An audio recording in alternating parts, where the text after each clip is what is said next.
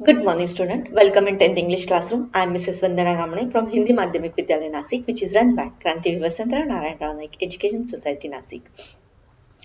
We are studying the lesson Let's March. It is a speech given by Mr. Kailash Satyarthi. We have studied the two parts and today we are going to understand the third part. In the last part, we have seen that last and the second part, we have seen that Mr. Kailash Satyarthi is not ready to give the speech in front of Nobel Prize distribution program. He feels that it's not.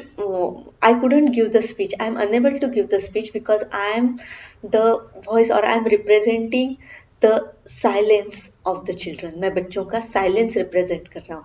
Those children who are deprived, वो बच्चे जो deprived जिनसे उनका बचपन छीन चुका हुआ है और ऐसे बच्चों को मैं क्या कर रहा हूँ यहाँ पे आपको प्रतिनिधित्व कर रहा हूँ तो मैं तो स्पीच नहीं दे सकता मैं उन बच्चों को मुझे हमेशा याद आए उनकी इसलिए मैं हमेशा मैंने आपके सामने एक एम्प्टी चेयर रखी है ताकि मुझे याद रहेगा कि मुझे उनके लिए काम करना है हम सबको मिलकर काम करना है तो नेक्स्ट पार्ट में क्या होता है आज हम लोग देखने जा रहे हैं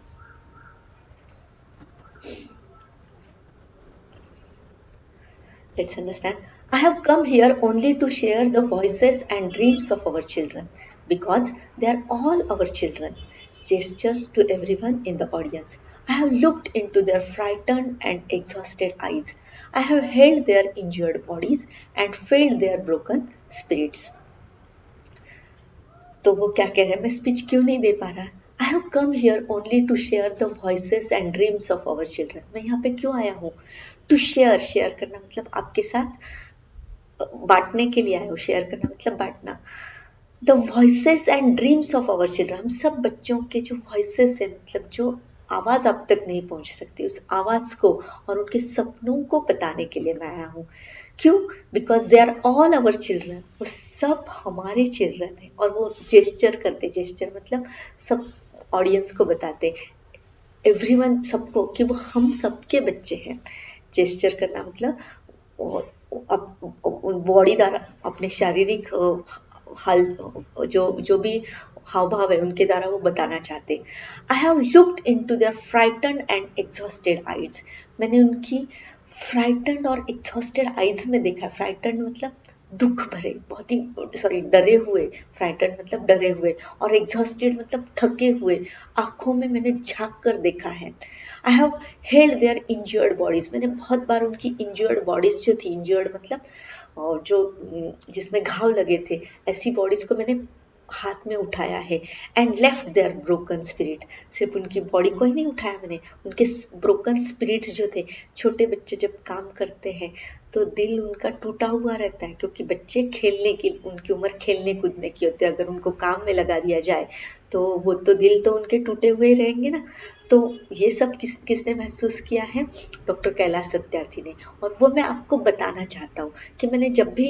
उनकी डरे हुए और थके हुए आंखों में देखा उनकी टूटी हुई उनकी दुख भरी बॉडी जो है मतलब उनके घाव लगी हुई बॉडी को मैंने शरीर को मैंने जब उठाया तो मैंने उनके टूटे हुए दिल भी महसूस किया है ये सब कुछ और मैं चाहता हूँ ये सब आप भी महसूस करें इसीलिए मैं यहाँ पे आया हूँ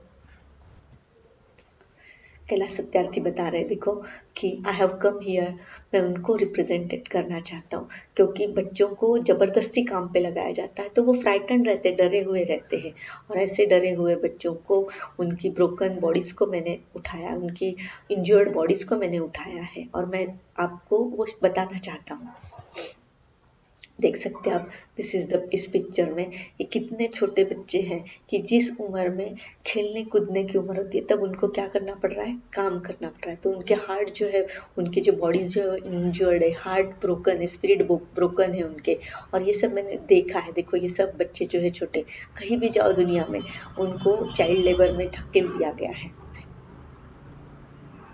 20 years ago, in the foothills of the Himalaya, I met a small skinny child laborer. He asked me, is the world so poor that it cannot give me a toy and a book instead of forcing me to take a gun or two? 20 years ago, ये 20 साल पुरानी बात है in the foot hills of the Himalaya, Himalaya की foot hills मतलब घाटी में, हिमालय की घाटी में I met a small skinny child labourer. Skinny मतलब पूरा हड्डियां उसकी निकल आई है, उनके उसके शरीर में कोई मांस नहीं है, इतना दुबला पतला सा लेबर था। चाइल्ड लेबर मतलब बहुत ही छोटा बच्चा जो काम करने वाला था हिमालय की घाटी में जो मुझे मिला। ही आस्क्ड मी, उसने मुझे एक सवाल पूछा, is the world so poor that it can not give me a toy and a book? ये दुनिया इतनी पुअर है क्या, पुअर मतलब गरीब है क्या, that it can not give me a toy and book, कि मुझे वो कोई खिलौना, टॉय मतलब खिलौना नहीं दे सकते, किताब नहीं दे सकते, instead of forcing me to take a gun or tool. Instead of मतलब की बजाय उन्होंने मुझे फोर्स किया है दुनिया ने कि I should take a gun or tool, एक तो मैं गन पकड़ू या फिर टूल पकड़ू। गन मतलब मारने की गन और टूल मतलब काम करने का हथियार।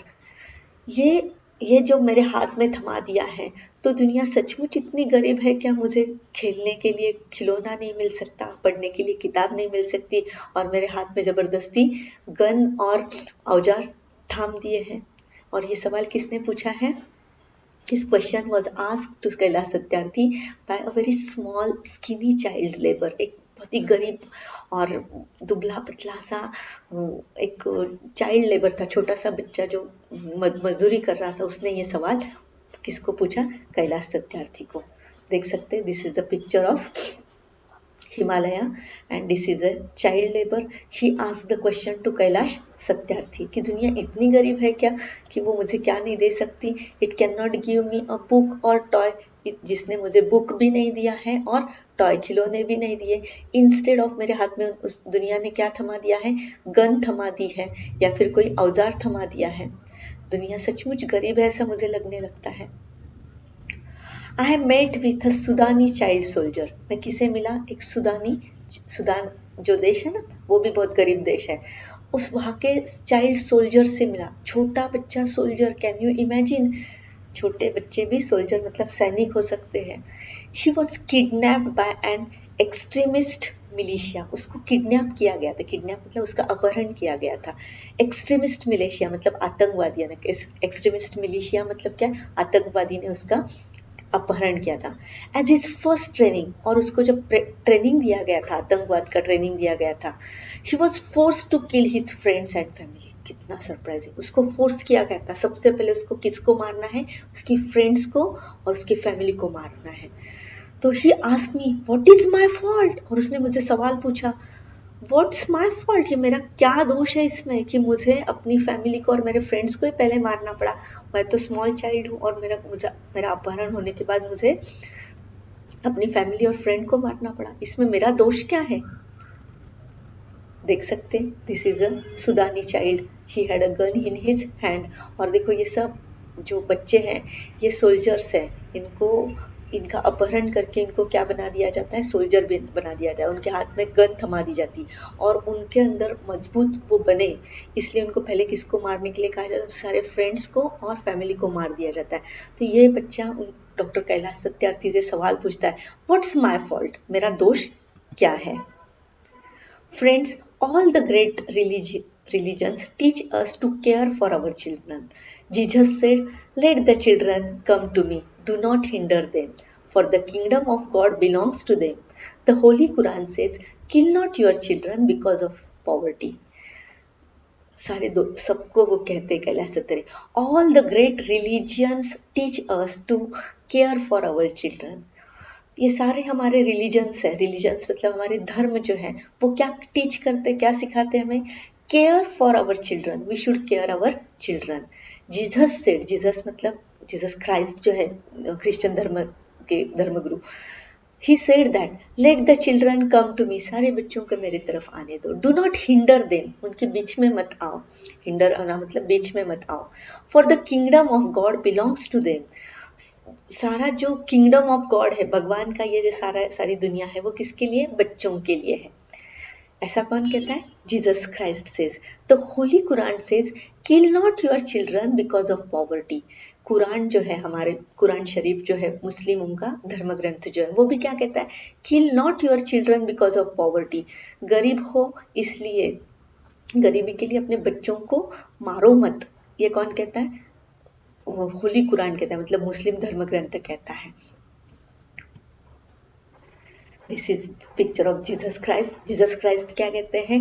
Late the children come to me, बच्चों को मेरे पास आने दो। डू नॉट हिंडर, उनके बीच में मत आओ। Because whole kingdom belongs to them, ये विश्व जो है वो किसके लिए है? बच्चों के लिए।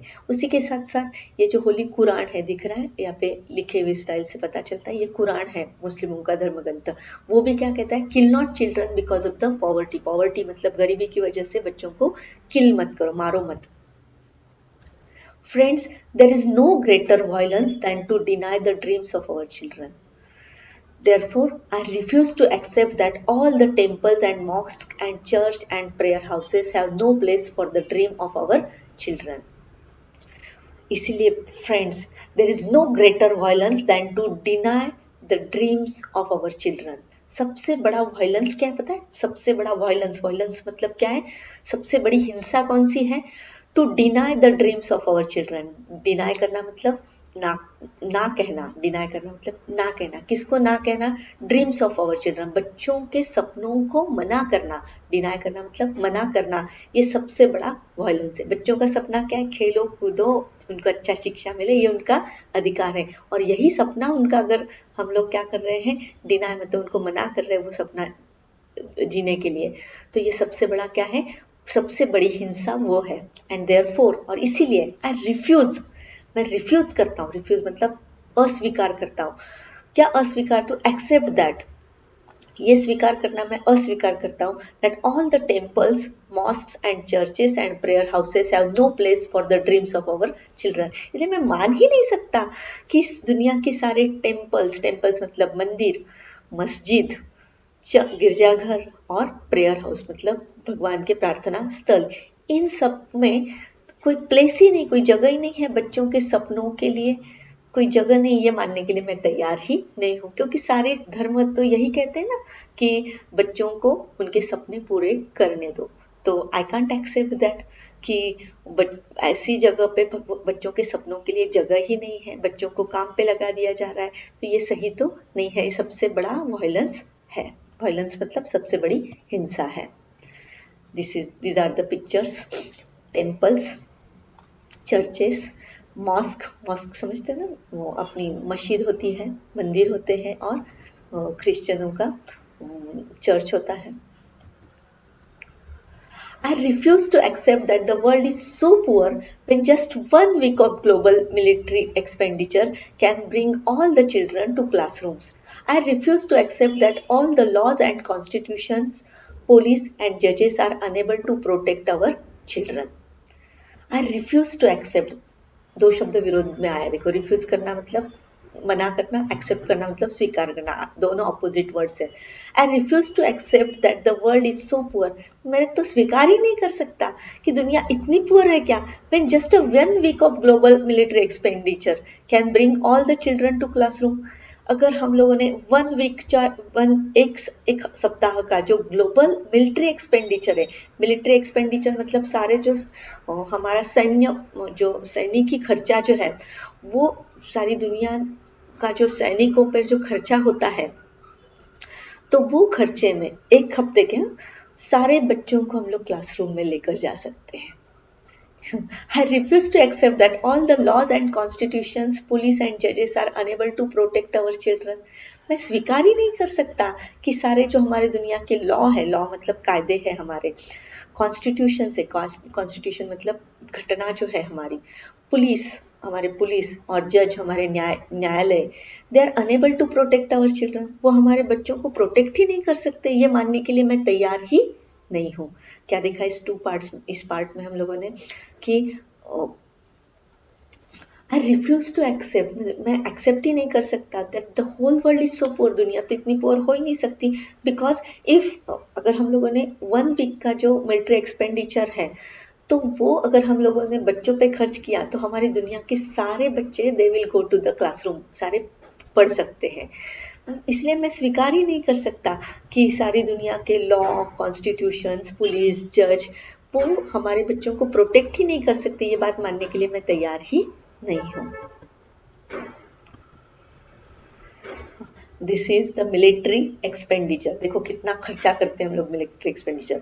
तो ये एक हफ्ते का मिलिट्री एक्सपेंडिचर जो है वो अगर हम लोगों ने नहीं किया तो हमारे दुनिया के सारे बच्चे कहाँ पहुंचेंगे? क्लासरूम में। ये देखो ये क्लासरूम है, हम सब बच्चों को शिक्षा दे सकते हैं। हमारे सारे कॉन्स्टिट्यूशंस जो है, कौन सी सारी दुनिया की घटनाएं हैं, पुलिस है, न्यायालय है, ये बच्चों को ये नहीं दे सकते, इस पर मेरा विश्वास ही नहीं है। क्या नहीं दे सकते? प्रोटेक्शन नहीं दे सकते, इस पर मेरा विश्वास ही नहीं है। तो क्या देखा इस पूरे पार्ट में? हम लोगों ने देखा कि डॉक्टर कैलाश सत्यार्थी जो है वो कहते हैं मैं यहाँ पे आया हूँ बच्चों की सारे दुख आपसे शेयर करने के लिए आया हूँ, क्योंकि दुनिया में ऐसा कोई धर्म नहीं है, ऐसा कोई कोई मस्जिद नहीं है, कोई मंदिर नहीं है कि जो कहते हैं, जो जिन्होंने नहीं कहा होगा कि बच्चों को फ्रीडम मिलना चाहिए, बच्चों को उनका बचपन मिलना चाहिए। मैं यहाँ पे इसीलिए आया हूँ कि हम सब उनकी भावनाओं को समझें और उनके लिए कुछ करें। उन्होंने दो एग्जाम्पल दिए थे कि एक हिमालय का फुटहिल्स का बच्चा था, वो कह रहा था कि दुनिया इतनी गरीब है क्या कि दुनिया ने मेरे हाथ में क्या थमा दिया है, गन थमा दी है और टूल थमा दिया है, कोई औजार थमा दिया कि मुझे काम करना पड़ रहा है। क्यों? मैं इतनी गरीब है क्या कि मेरे हाथ में खिलौना और पुस्तक नहीं हो सकता?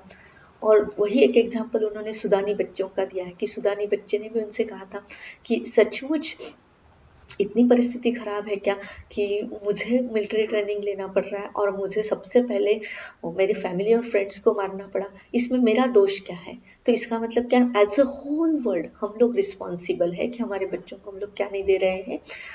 उनका फ्रीडम नहीं दे पा रहे हैं, उनको एजुकेशन नहीं दे पा रहे। अगर सारी दुनिया का एक हफ्ते का मिलिट्री एक्सपेंडिचर जो है वो हम लोगों ने यूज किया किसके लिए? बच्चों को स्कूल में भेजने के लिए, तो सिर्फ उतना ही हमें ज़रूरी है। तो इसलिए मेरा विश्वास ही नहीं है कि हमारे कॉन्स्टिट्यूशंस, हमारे जजेस, हमारे पुलिस हमारे बच्चों को प्रोटेक्ट नहीं कर सकती, इस पर मेरा विश्वास ही नहीं है। तो यहाँ तक हम लोगों ने थर्ड पार्ट देखा। फोर्थ पार्ट में क्या आता है हम लोग फिर से कल मिलेंगे, तब तक के लिए धन्यवाद।